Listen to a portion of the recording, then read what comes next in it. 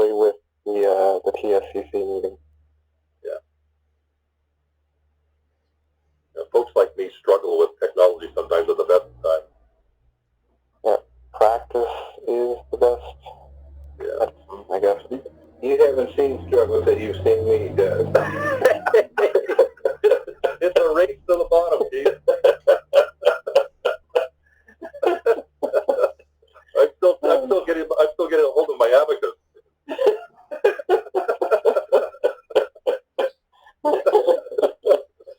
Oh,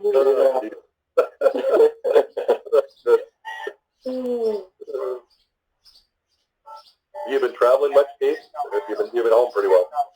No traveling at all. I refuse. If I had to go to Florida, Doug, I'd have to get in my car and take off. Yeah, I'm not. I just don't. I don't trust the airlines. They're not doing what I would do if I was in charge. So, which would mean that they would test everybody 2 weeks before they get on a plane, then test them again before they get on, and everybody would have gloves and a mask on. So, It's I'm not comfortable traveling. Like, no, it's not a good time. Okay, so I see most of the board members here. Are we ready to move forward here? I think we are. All right. So I think the next item on the agenda is the consent agenda. And as it says, items appearing on the consent agenda are considered to be routine and may be approved by the board in one blanket motion. Board member can remove something from the consent agenda, but as you'll notice, there's only one item on the consent agenda, which is the approval of the board meeting minutes for April 22nd, 2020. And I'm hoping the board has had a chance to review them. Is there any questions or comments or changes to the agenda or to the minutes that have been submitted? I hear no changes, so then is there somebody going to make a motion to approve the consent agenda as presented? This is Travis. Second. Okay, Travis is the second. Travis is the second, and Keith was the first. Is that what I heard? Yeah. All right. Any further discussion on the motion to approve the consent agenda? Hearing none, I'm going to call the question. All those in favor of the consent agenda or motion to approve the consent agenda, please signify by saying aye. Aye. Any opposed? Any abstentions? Hearing none, the motion is approved unanimously. All right, the one resolution we have today, which is Resolution 20-05-23, which is adopting transit-oriented development POD guidelines. And we've heard a lot of testimony, and we've also seen a lot of written materials that were presented in our packet. So, Mr. General Manager, do you want to introduce this item? I will. Yeah, thank you, Mr. President. Members of the board, this morning we are revisiting this resolution to adopt Transit's first transit-oriented development guidelines. You'll recall the discussion we had last fall when the draft guidelines were first presented to you. The resolution was deferred, which also gave the agency time to conduct some vigorous outreach and take additional public comment on the proposal. In the month since this last fall, the staff worked with a number of stakeholders, including jurisdictions, affordable housing developers, and community-based organizations. I would suggest, contrary to one of the other comments made earlier today in the public, there was extensive outreach on this initiative since last fall. I think that for me, the robust engagement led to significant revisions to the original policy. It would also increased emphasis on equity, transparency, and inclusion. Specifically, the refined proposal you have in front of you today includes a portfolio-wide goal of 30% of residential units are developed as affordable housing. Semi-annual reports to the board on projects and performance of goals, and even the monitoring of any adaptations of an evolving set of guidelines in the years ahead. This is a long-term game, transit-oriented development. It is not a short-term game. So anticipate future evolution over time. We've also got that we would create the creation of a TOD website, protocols to ensure transparency, and also facilitate community feedback.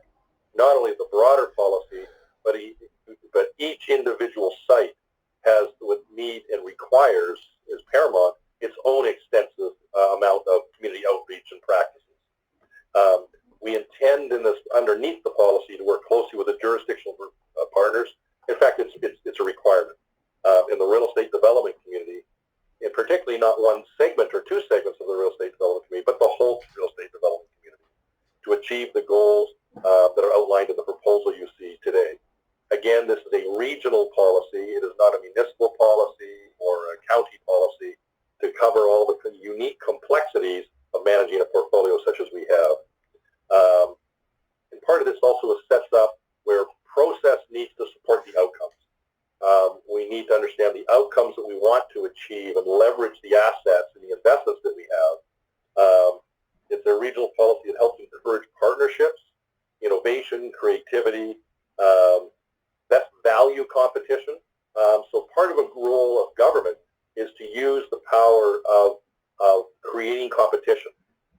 This is not a core competency of ours as the builder of all these units. We need to do this through unique partnerships, and every single site ultimately will have to achieve the support and permits to be issued by the city in question or the owners in question. So at the very end of it, there will have to be support at the municipal levels where permits approvals reside. So it's also intended to include, not to take advantage of affordable housing, and I think our results that our presenter will introduce here in a second will go through, because our results are actually probably region leading in a lot of fronts. But the goal is to welcome all the growth in this region and not just target on one segment. And so we know the region's growing, and part of livable cities, and I've had the privilege of living in many cities around the world, and those who do it on a multi-use basis, to me, that models the best of ultimate livability for all types of incomes and lifestyles, and approaches are included in getting close to transit. And we're working on some opportunities without this policy behind the scenes right now that hopefully will come forward here in short order, will exemplify exactly some of the things that are embedded in what we're doing here today. I should comment here, there is no financial or budget impact for adopting these guidelines, and the approval is recommended. And what I'd like to do now, we have a presentation that we'd like to give you to cover off many of the elements in the more detail of the changes that are in front of you today as the board. I would like to introduce the primary speaker is Guy Ben, who's joined us from a recent transplant from New York, did work in transit in the development world in New York and London. A tremendous asset, great hire for this agency. I think we're seeing his talents already. Lance Ayers, as you know, our head of real estate, will be involved in this, as John Gardner and Robert Gutierrez. So I'd now like to turn it over to Guy Ben. And Guy, formally welcome to the agency, and thank you for walking us through the presentation.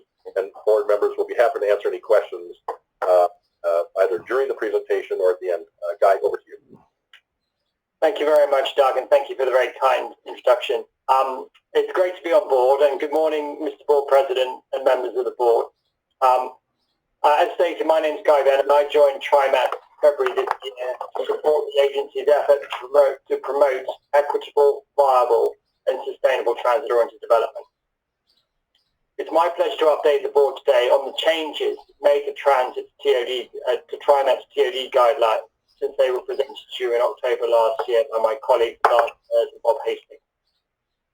I would also like to acknowledge my colleagues John Gardner and Roberto Gutierrez from TriMet's Transit, Equity and Inclusion in Communities group, who, with Lance and Bob, have been central in delivering these updated guidelines and form the rest of the TriMet TOD team.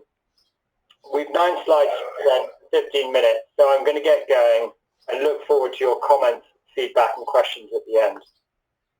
Next slide, please. We wanted to start with an overview of the engagement process conducted by TriMet in producing and refining the TOD guidelines. This slide summarizes the groups engaged before and after the October 2019 board presentation. As you can see, there are a large number of stakeholders, which we have clustered into 5 main groups, encompassing the public and private development community, public agencies and committees, community groups, and transit agencies. Good comments came up on our engagement process in the public forum this morning. I wanted to bring in John Gardner, who leads our Transit Equity, Inclusion and Communities group, as he's been central to our engagement process, to give his comments. Good morning again, President Warner, members of the board. So I think I'm going to focus specifically on the community-based organizations that we've been working with. So beginning in October, we actually sent the draft guidelines to all of the 17 Transit Equity Advisory Committee members and asked them to spend a month sharing that information and those guidelines across their agencies, recognizing that they themselves might not be experts on affordable housing, but many of those agencies provide rental assistance, Section 8 vouchers, and connect families to affordable housing units. The exciting thing over the last 6 months is that we've been able to take that back to TIAC 5 times and give them updates on new iterations and how we've taken feedback from different partners and integrated it into the guidelines. At the same time, our additional feedback and outreach has really been focused on the organizations that sent letters in the fall and had questions or additional ideas on how to improve the process. So that's been where a lot of the emphasis has been, and you'll see later some of the red line changes that Guy and others have used to take that feedback and integrate it into the actual guidelines. Well, I want to separate, because I've heard a lot of different language around community organizations and outreach and feedback. We've gotten very good feedback from community-based organizations who provide wraparound social services. To be fair, many of them didn't realize TriMet develops properties and has an amazing track record of over 475 units in the last 5 years, which is kind of comparable to Metro and the housing bond for context.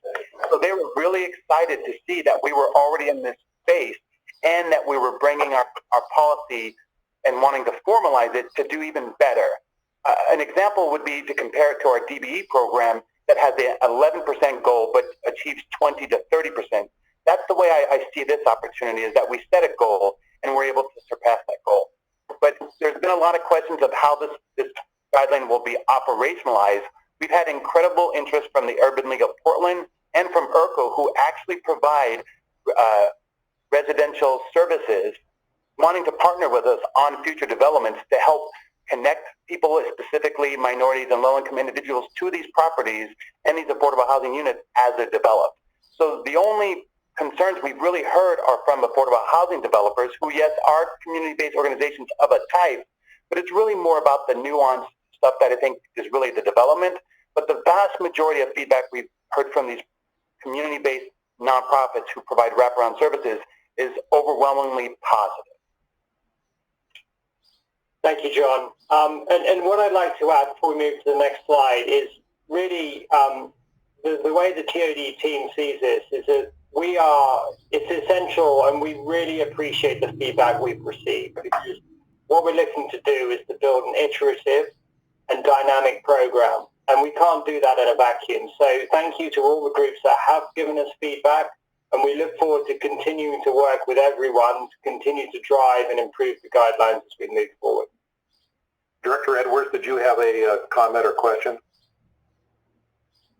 I just wanted to thank John and Guy for their work. I really, John and I have had some conversations in regards to the TOD, and I had some extended questions, and he answered those questions sufficiently, and I certainly appreciate that.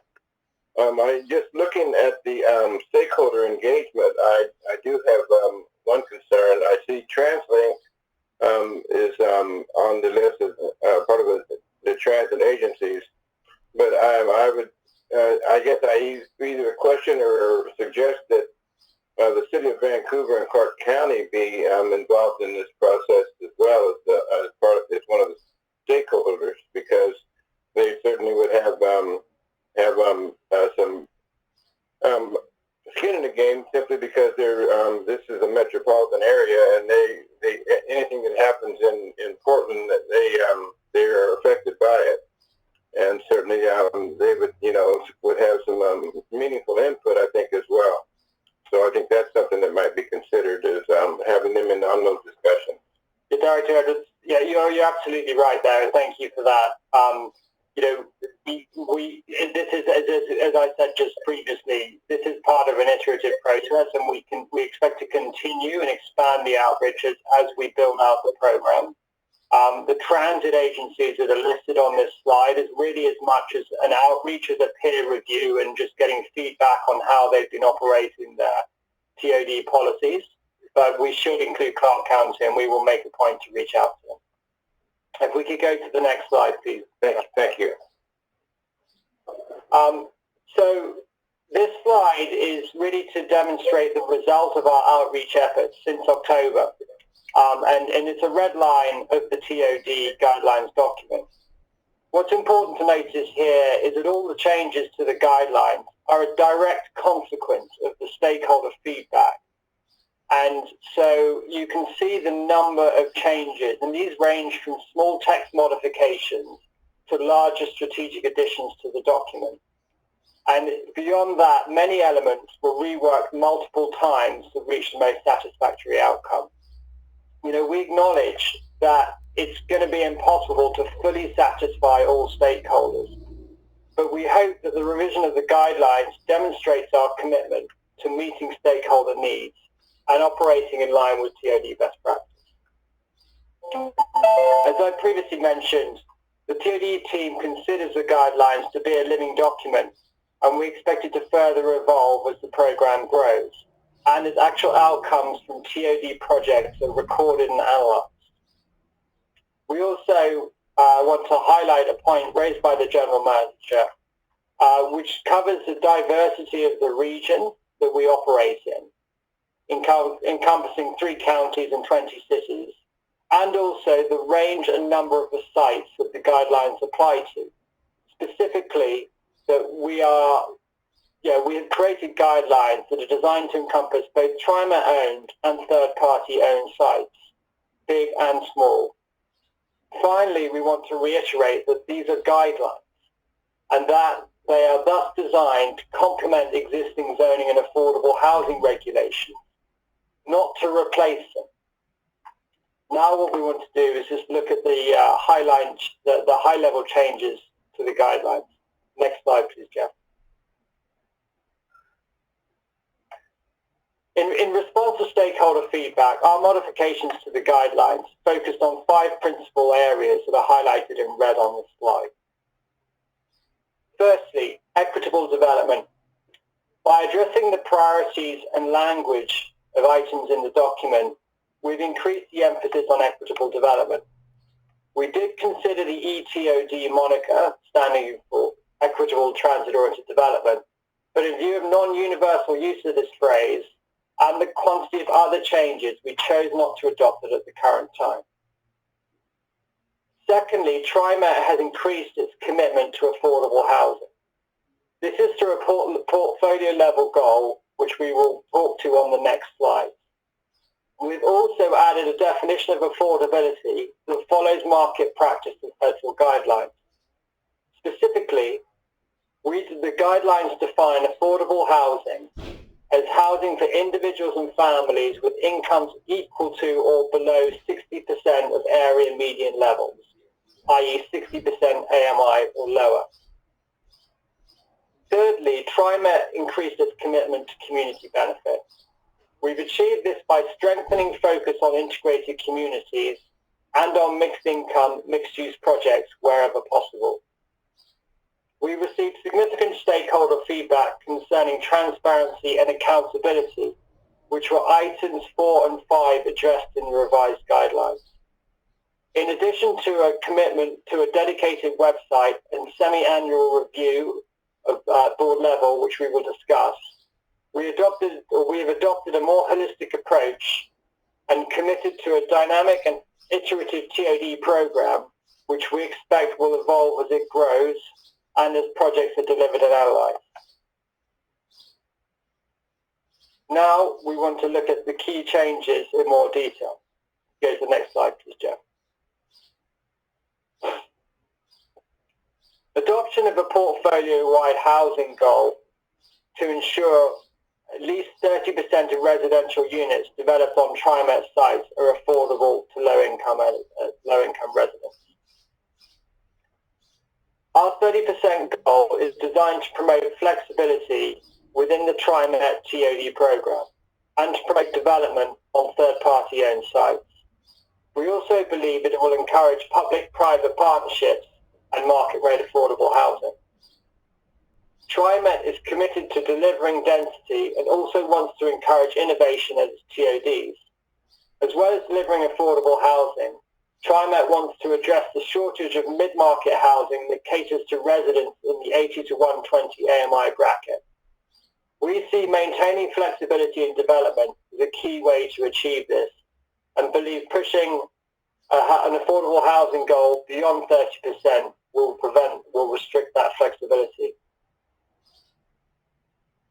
Change number 2. TriMet is committed to semi-annual reports to the TriMet board on TOD projects, on project performance, and on reaching our TOD goals, which we expect will in turn lead to a regular periodic reassessment of these dynamic TOD targets.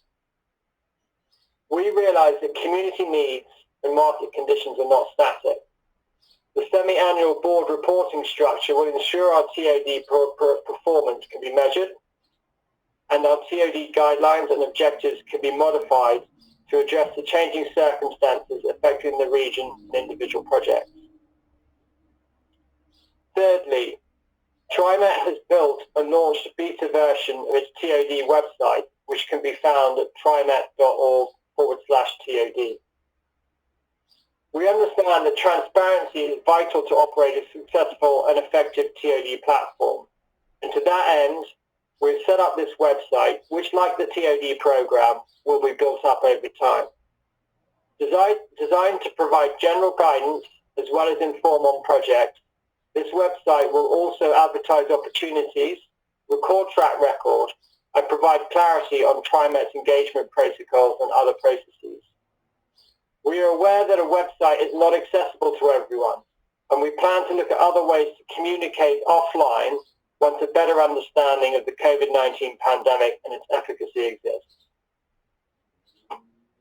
Next slide, please, Jeff. Because of the considerable stakeholder feedback on affordable housing, we wanted to highlight the transit agency review process we conducted to establish TriMet's 30% affordable housing portfolio goal. Listed in this slide are 8 sister transit agencies with dedicated TOD programs and specified affordable housing goals. We would highlight the following. Firstly, TriMet's 30% threshold is in line with multiple other agencies with similar portfolio goals that range from 20 to 40%. With the exception of Sound Transit, all the listed agencies have affordable housing goals and not requirements. Sound Transit's requirement exists as part of a funding deal with the City of Seattle and is therefore an outlier. Very few transit agencies receive public subsidy to deliver affordable housing, and many are required by law to sell their land at market value. As a result, a lot of transit agencies do not provide any stated affordable housing goals. And some of these are listed at the base of this slide. A lot of these transit agencies without a stated goal specifically defer to municipal requirements, which of course TriMet is required to do and will do with each of its individual sites. Although TriMet has some control on the disposition of its assets, our sales are often subject to FTA regulations, and TriMet holds a fiduciary responsibility to its customers to act in their best interests. Therefore, based on our review, we are confident that our 30% minimum threshold is the right starting point for TriMet's TOD program, and are happy to have this reviewed at a future time. Go to the next slide, please, Jeff.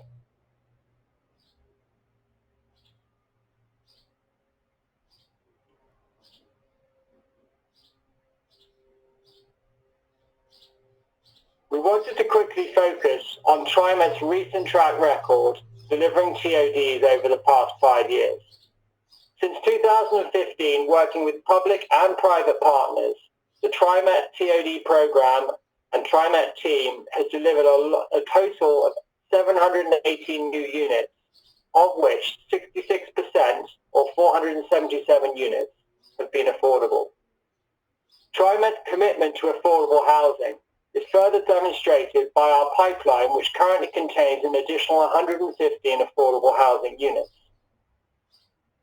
To support TriMet's transition from a land disposition program to a joint development approach that can deliver greater community benefits, we have identified our 30% portfolio threshold as an achievable goal. TriMet wants to partner with developers on non-TriMet owned sites so that it can secure more mixed-income, mixed-use projects around its network. And we believe a higher threshold will prevent such partnerships, thus reducing the total amount of new housing developed across the region. It also should be noted that TriMet's 30% threshold will deliver 1.5 to 3 times more affordable housing units than is required in standard plan districts where affordable housing is mandated. Often, as we know, no minimum affordable housing requirements exist. Go to the next slide, please. To contextualize TriMet's TOD program, we wanted to share with the board details on a current development of the road station as an example TOD project. For the sake of time, we're not going to go through all the points, but instead highlight the following. Firstly, this 100-unit project is acting as a catalyst and unlocks not only the remainder of TriMet's Park and Ride for market rate development, in accordance with Clackamas County wishes, it also unlocks a significant amount of surrounding land to the south for development by the creation of a new public street connecting Fuller Road Station with Fuller Road itself. Secondly, this project is being developed by a private developer which operates as a mission-driven social enterprise company. To support the redevelopment, TriMet has undertaken to move a stormwater facility serving its Park and Ride property and will handle the dedication of the land to be used for a new right-of-way. Finally, TriMet has agreed to a flexible transaction timetable to support the developer through the COVID-19 crisis and is providing additional technical assistance, including the drafting of easements, to help advance this transaction. If we could go to the final slide, please, Jeff. To wrap up, we wanted to finish with a graphic that shows the dynamic and iterative TOD program that TriMet is looking to create. We mentioned earlier that we consider the TOD guidelines to be a living document, and this is reinforced by this slide. Not only do we hope to build iterative TOD guidelines, but we are also seeking to generate sufficient revenue from select TOD projects to catalyze future TOD initiatives. Our ultimate aim is to create a virtuous cycle which will have a sustained beneficial impact on the delivery of housing and other affordable development across the region. This can only be achieved by careful assessment of each individual site through a racial equity lens and considering the impact and outcome of each development on wider portfolio goals. We believe we can build a world-class TOD program through sustained stakeholder feedback and through regular board review. We sincerely hope we can secure the board's support for the adoption of these TOD guidelines so that we can continue this effort. We appreciate your time this morning and we welcome your comments and questions. Thank you very much. Thank you. I'm looking to the board now. First off, I might want to call on Director Gonzalez. You've been kind of a point for the board out there talking to the community. Do you have any comments or thoughts before we turn over the full board? I appreciate the opportunity, President Warner. You're right. I've been very much invested in watching this process and been very involved in not only the upfront setting the primary objectives, but in looking at how the feedback from the community has provided opportunities for us to see where to strengthen this. I'm really excited that we have arrived to this point, and we're looking at a lot of issues directly in relationship to the feedback we have received from the various stakeholders throughout the community. And so I'm really grateful that we have these, and I'm really glad it's provided the opportunity to show what TriMet has been doing with TOD in lieu of having these official guidelines. What it demonstrates is that whether we're talking about affordable housing developments or TOD, without a formal policy in place, the values have been consistent for the agency. This is a way to start putting those values on paper and having more robust conversations. So I really like that. I do want to point out one thing, and it's a form of a question, and Guy or someone from the team, feel free to respond to this. You could bring that back in general comments and go to general questions for other folks, but there was one comment out there that hasn't received a direct response that I have seen, and it's in regards to the right of refusal. There's a few agencies that have provided comments about requesting first right of refusal for any land that TriMet decides to relinquish. And the question I have was whether that is already covered in a surplus land policy elsewhere, or whether we have anything formally that discusses any of that, whether it's in place or why it's not in place. So I don't know if that's a question for the TOD team or that comes back to you, Doug, but I just want to acknowledge that's one of those outlying comments that isn't directly covered here in TOD. My sense is that we have that decision made elsewhere. So I just wanted to put that out there. Yeah, I'm very happy to speak to that point a little bit, Dr. Gonzalez, and thank you for your feedback and kind comments. The right of first refusal has been raised by a number of groups, specifically housing groups, who, as we all know, are under a lot of pressure to deliver much needed affordable housing. The way that we see it is that we want to secure best value for our sites, and we want to create that best value by creating a competitive environment. And part of our the backbone behind these TOD guidelines is to deliver density. And we think that is best achieved by having a level playing field for all developers to look at sites and to select and create partnerships that will help deliver density and maximum amount of housing on our sites. And we don't believe that by giving a right of first refusal to housing agencies or other non-profit developers that you're going to achieve that. You're muted, Doug. I'm a victim of my own muting here. I might add to Guy's comments that I've worked in a past real estate life where with a lot of use of right of first refusals, and I think they have to be used very carefully, because in fact in some of these constructs of these land where we own the land, we may in fact transfer the land to the developer we're actually really consummating the deal with. In a construct of a right of first refusal, the second we transfer it, in fact triggers it to some other third party. So we have to be very careful on how right of first refusals are utilized, and in fact, by offering a right of first refusal at time, it can actually reduce the value of a property that others might see as a trigger point on it. Guy, I don't know if you want to add to that or clarify anything I said or even correct me. No, I think that is the primary concern is the impact on value and the appeal of the property to or to private parties if you put a right of first refusal on to public agencies. And I think also to a right of first refusal, there are sometimes if you've given a right of first refusal to one entity, there may be other reasons that were unintended at the time, years out, where say we gave it to a affordable housing group as an example, where in fact the municipality may want it for some other future use.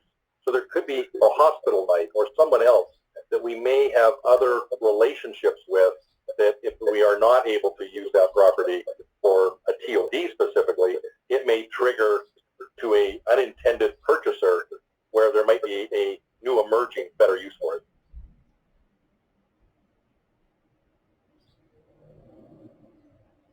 So typically, I think as a seller, it's actually a restrictor of a covenant. It's not. I don't think it's in TriMet's interest to actually proceed on that. It restricts the deals that we're able to consummate. Why don't we go to some other questions? I'm sorry, Audrey, were you done? You're muted. Was agreeing. I would love to hear what questions other board members have. All right. How about Director Bauman? We'll start with you.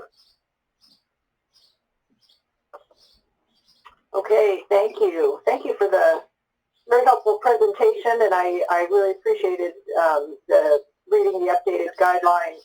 I have an informational question. I see that the guidelines apply both to projects on TriMet-owned property and on property owned by third parties that's adjacent to TriMet stations.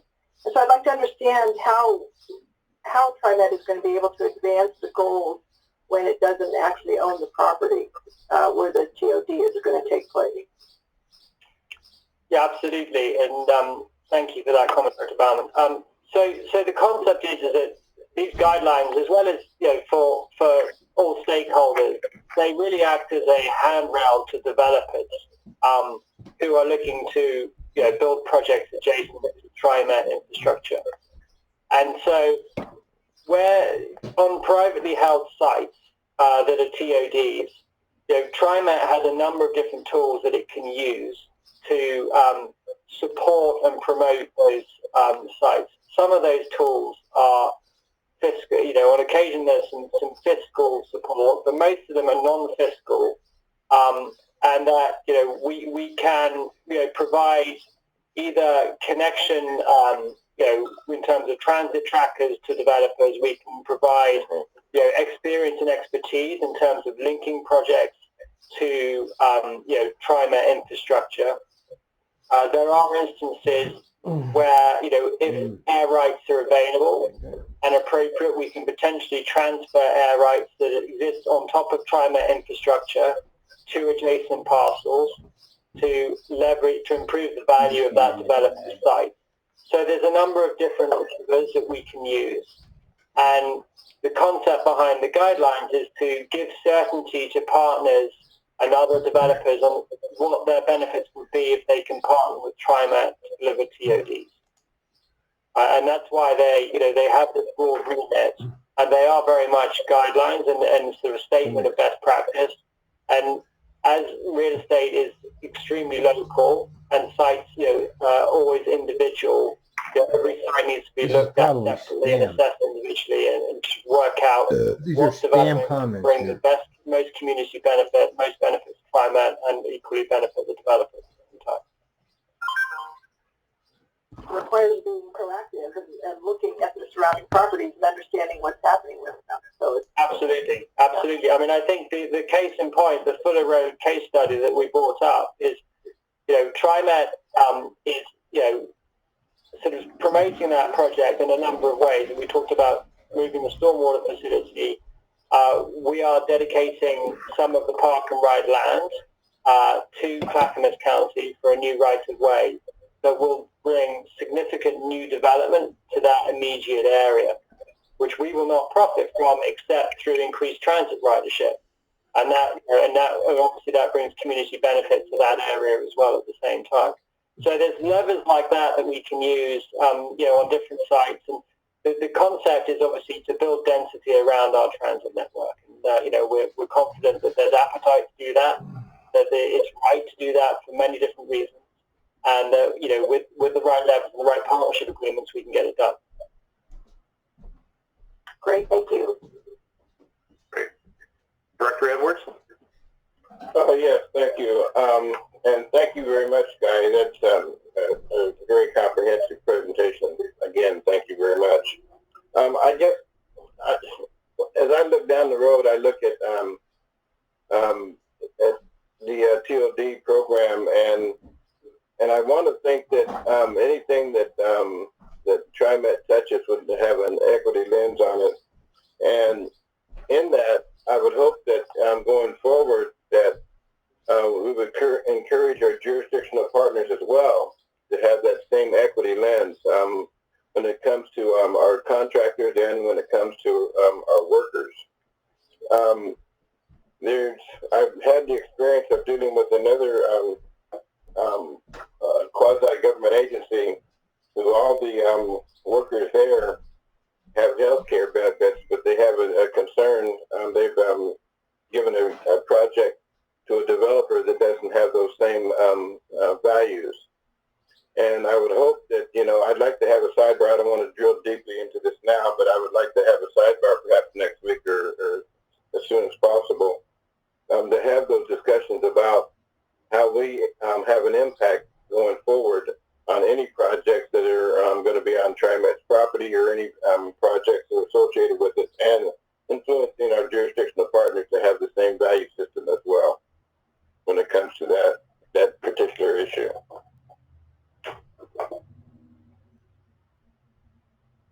Thank you, Director Edwards. And yeah, it's something that we've been considering as well. Certainly on TriMet-owned properties, it is easier to exert that control. On third-party owned properties, it's more difficult, but it depends on how much support that third-party owner is looking for from TriMet. I don't know whether John Gardner or Roberto Gutierrez want to speak a little bit more. We are sort of looking more holistically at the racial equity lens and how it's applied.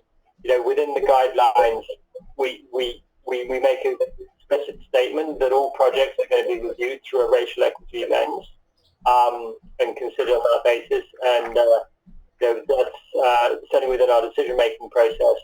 As it relates to individual contractors, it's a little bit more challenging, but it's something we're thinking about. Not only racial equity, Guy, but also human equity. That's what I'm concerned about. When it comes to healthcare, to me, that's a right, not a privilege. And that's something that, like I said, that's a sidebar that I think we could have perhaps with you and John, and perhaps with the legal department as well, to have those discussions and see where we can, what leverage we would have going forward. Absolutely. We should have those conversations. Director Wade?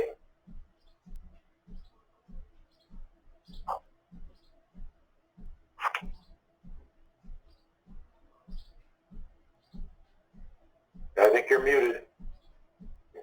I'm sorry. That's all right. But yeah, no, I just want to thank the team for delaying this process of us voting until we, really had clearer community engagement priorities and goals. So I do thank our team for really doing the extra work of going back and really vetting through some of the comments and concerns that some of our partners had. My question is really around the continued, oversight of the board as well as the accountability piece. I'm looking at the last slide and really about, really moving forward with this. Also want to ask around, again, that sort of that oversight piece of, when we are, when either we as a board or in a community engagement process. And I'm assuming that from the last couple of slides, it sounds like site by site, and that kind of community assessment and community engagement is, what's being called forth here. But perhaps this is a question for Guy. How would you sort of see that implementation and that oversight looking like for the next, 3 to 6 months? Yeah, thank you very much, Dr. Way. So we're still working on I think the best way, and we would love to get board members' input on how they would like us to report back. My initial thoughts to this are it's a sort of it's a semi-annual reporting structure, but really broken into 2 parts, where real estate projects are slow and time consuming and sort of very long-term projects. And so what I see is probably every 6 months there is an update, and then annually there is a full review and an assessment against targets, and then a reassessment of those targets, and then that's sort of checked in 6 months, and then annually it's reassessed. So that's how I think we will put out a structure to the board for its review as to how that reporting process should operate. And we would love to get your input on that and design something that can be most efficient for your time and provide the clarity and the feedback mechanisms that we think that the program needs. With regard to individual projects, community engagement is extremely time-consuming, hard work. It's very rewarding, but it is also enormously specific to each project. We're working on a project at the moment with a development team where because of the COVID crisis, the engagement process has been somewhat put on hold, but we're starting with a soft launch in the next couple of weeks with a website and some flyering to the neighborhood. And then over time, that's followed up with some web meetings or WebEx meetings, and then some virtual town halls, and hopefully in due course, actual town hall meetings. Our intention is to try and standardize that process as much as possible and publicize it on the website so that people can see what process we go through and where they can participate. There will be opportunities to sign up for lists so that people can receive updates on new projects, and also to provide comment on projects as well and feedback. What I anticipate is every project will have its own website. Every development project, particularly if it's at scale, will have its own website for members of the community and other stakeholders to get educated about the project, interact with the project team, and provide feedback. Excellent. I hope that answers your question. Yes, you did. Thank you so much. That was very thorough and detailed. Okay, I'm not seeing any other hands raised. Maybe I'll raise my own hand here. I have my hand raised again. Do you? Okay, I'm sorry. Go ahead, Keith. Yes, I guess my understanding of the TOD guidelines is this is a living document that may be altered or amended from time to time by the board with board approval. But also, I guess, and I forgot to mention earlier, and so I appreciate you sharing that the semi-annual reporting. I guess I would appreciate it if it's not too cumbersome, that the board would get quarterly reports, simply because a lot can happen in 6 months, and sometimes maybe very little happens in 3 months. But at the same time, I would just like to see quarterly reports, because to me that would be more of a hands-on approach, that the board could at least see what the progress is in a shorter period of time. It's Doug. We can do that. I think particularly on the status side of activity, I think I support trying that, and let's just do it based on value. If the board feels 6 months ends up working, I think you'll see less information on the quarterly. But I think we got to start somewhere, and I think that's a good place to start. So I support that. Director Simmons. Thank you. I just want you to know how much I appreciate the detailed and succinct review that you have given us today. I think that's just really valuable. My question is, we've done a pretty good job even without this document and this criteria. Is there a particular project that we are engaged in launching using this, or are we right now in the process of bringing forward a TOD on some land that we have or some land that we're adjacent to? Maybe I can talk to this one, Guy. So I think the answer is yes. We have been managing many of these principles already. So it's not new. I think as even as Director Stovall had commented back in the fall, even without a policy, we're still proceeding on a lot of these things now. Right. So I've asked the team to come forward. There's one property in question, and that's the Hollywood Transit Center. You'll probably see an update to the board as early as July, if not as late as August. So there are things in the pipeline that the team's been doing an immense amount of work on top of this. So I think that'll probably be one of the first ones you'll see. Okay, and that's not our property, that's somebody else's property, No, right? it is our property. We are fee simple on it. And in fact, in this case, this goes back several years where, in fact, the trigger on this was a request on Hollywood Transit Center to put a washroom facility on it for quite a bit of capital money. And the goal was, can we get out of the washroom? And that was a trigger to say, gee, why don't we look at transferring, how do you reduce crime, how do you increase livability, mobility? And that really was the catalyst thing. We need to look at TOD fundamentally. So Hollywood is one of our first that we're going to be bringing to the board under this type of umbrella. Great, thank you. Just want to add to the General Manager's comments as well. Having come from the private development industry, developers love certainty, and the more certainty you can give them in terms of guidelines, the more aggressive they become.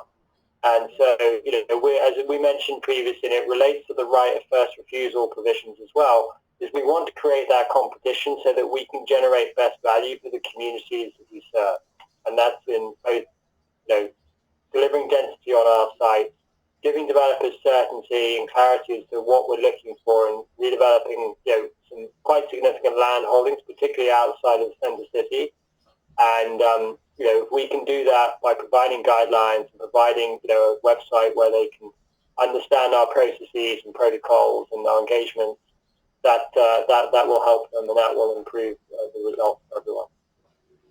I might add that to the point, particularly on the right of first refusal, which was originally asked by Director Gonzalez. Having been on the other side personally, where we were acquiring land, and in fact, right of first refusals, if they're registered on the title, which typically they are, then in fact, I remember on many occasions walking away from those sites because it was already registered to another third-party interest as a triggered sale. So where Guy talks about certainty, that in itself reduces certainty, where an investor, where cash is king and queen, they only want to deal with where there is certainty. A right of first refusal will chase some people away and minimizes our position sometimes. Okay, my turn. I guess I wanted to first off say this is an excellent piece of work, and the guidelines are really great. I think it makes clear to our stakeholders and other governments that we expect a lot more in terms of what we can do around transit lines to not only make opportunities for affordable housing, but more mixed use and mixed income. So again, congratulations to the staff. I think your outreach and your response to the questions and comments is first rate.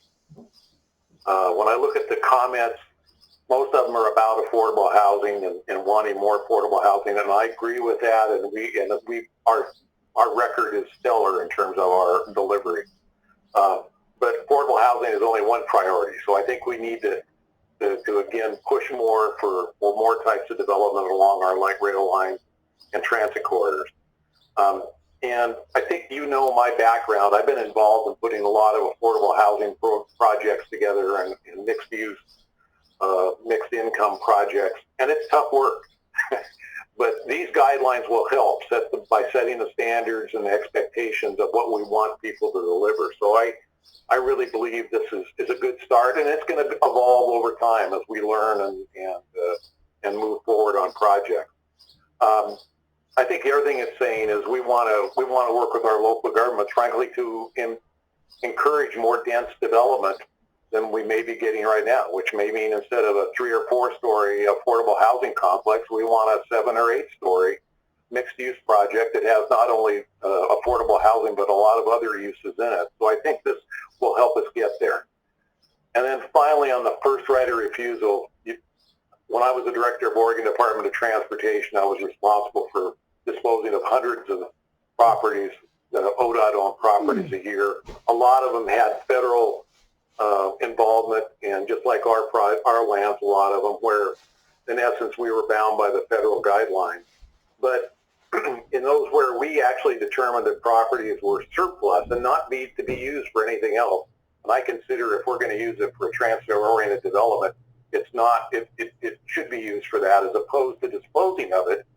And there are state laws that require how you move forward. And one of the things is you need to offer it to local governments first, but at market value. This is state law. And then if nobody buys it at market value, then you can start negotiating.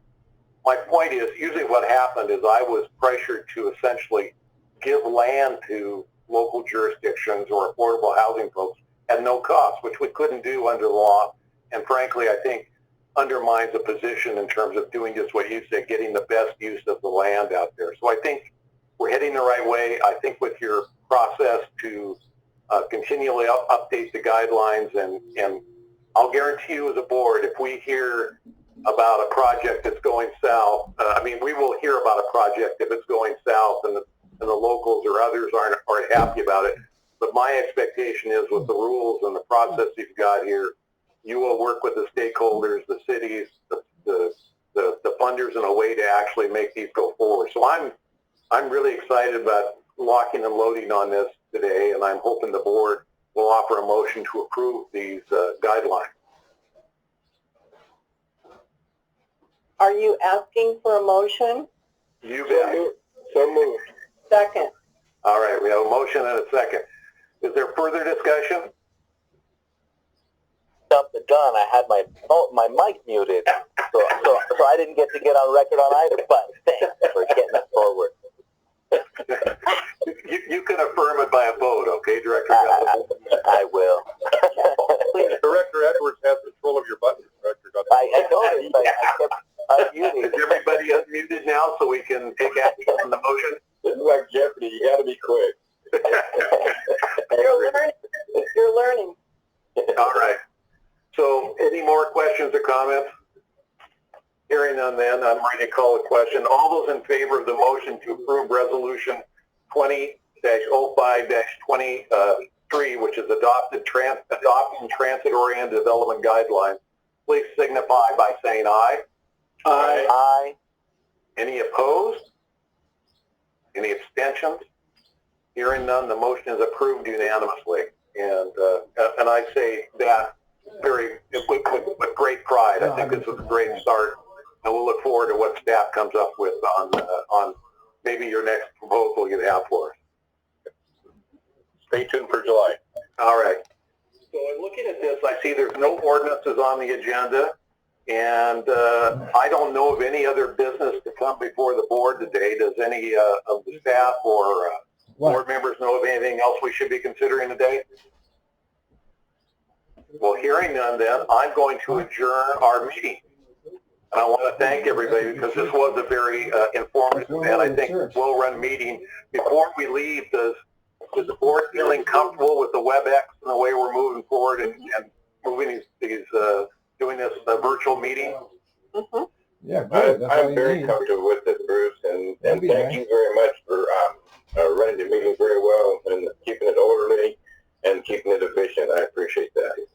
Well, I agree. Help from Jeffrey Carroll on this too. So that was thank you. Yeah. Thanks, Jeff. You're welcome. Anytime. All right. Well, with that, then I think it's time to leave the meeting and get back to whatever we're doing. Thank you all. Thank you. Bye. Bye. Thank you. Bye. Bye. Is it over? It never ends. It's over. It never ends. Fucking.